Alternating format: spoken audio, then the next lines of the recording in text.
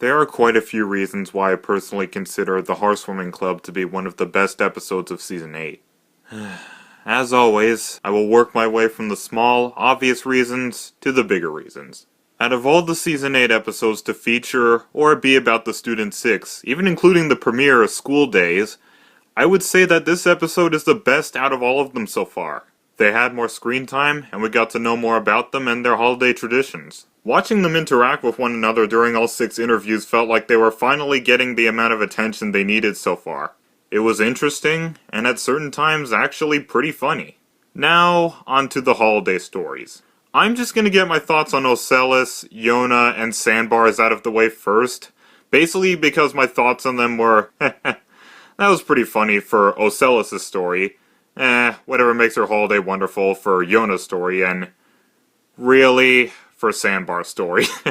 However, as for Silverstream, Smolder, and especially Gallus' story, I of course have more specific thoughts on them. Starting off with Silverstream, when it comes to the 3 days of freedom celebration, as some of you saw during my reaction to this episode, I was quite pleased to see the Storm King and Queen Novo make an appearance, even though Princess Skystar didn't make one for some reason. When I first saw Smolder's story about scales, my reaction to it at first was, "That's a horrible story!" But now I actually don't think it's that horrible. Now listen, what Scales did in that story was terrible, and was the opposite of what the holidays mean. However, from where I stand, I can understand why Scales did what she did, and I can actually relate to her. If any of you have seen this video, you'll probably understand what I'm about to go over. If not, you can either pause this video, go to said video, and follow the timestamp next to the link, or I'll just give you the short scoop right now. My parents get a divorce, my dad leaves, he moves to a new house with his new girlfriend, I go back and forth between homes for a while before I finally had it with the situation, and as a revenge plan, I ask them for an expensive Christmas gift and tell them, now I don't have to come here anymore once I get it. Now, understandably, pretty much everyone I've told the story to all said that was a horrible thing to do. But think about it.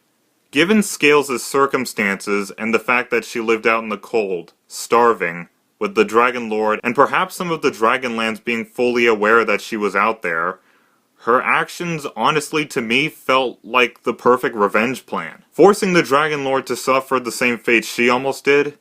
Why should she show the Dragon Lord any sort of kindness when she was never shown any of the sort before the feast invitation? It's the same with me. Why should I start treating my dad and his new girlfriend's feelings like they matter when they never truly did the same for me? And I did what I did that Christmas because I knew my words were not going to get through to them. They would most likely just say once again, you just have to get over it.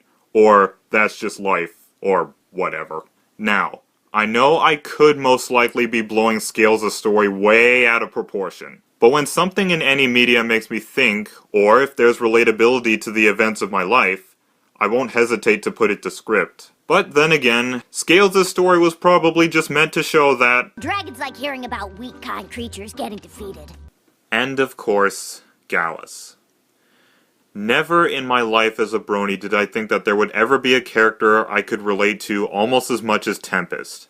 Gallus is the very definition of how I feel during Christmas nowadays.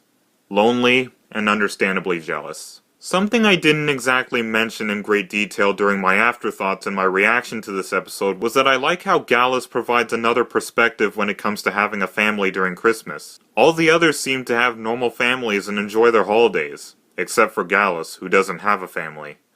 Upon my first viewing of this episode, for the most part, I thought all of the students had normal families. But I was wrong. And I'm glad I was. I'm glad that the MLP staff acknowledged that not everyone is equal to everyone else during Christmas. Another thing I see in Gallus in this episode is that he also, in a way, relates to how some people join the Brony fandom and make friends within it that become close. Gallus says it himself. I felt like I never had a place in Griffinstone. And I came here and, well, met all of you. And with me, that can be translated to, I felt I didn't have a place in the world of normal families anymore. But then later I became a brony and, well, I met most of the close friends I have today.